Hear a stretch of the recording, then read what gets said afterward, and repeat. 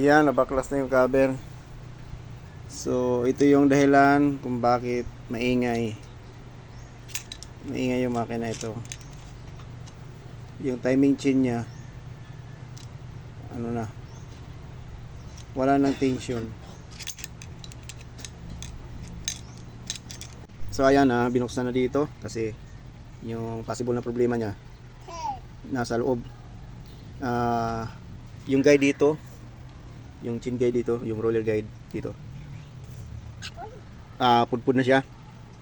Tapos tong spring niya, yung tensioner, para sa tensioner, para sa lifter, umangat yung ito, yung timing chain. So wala na, hindi na siya nagfa-function. So hindi to gumagalaw yung timing chain, ibig sabihin so may problema dito sa loob.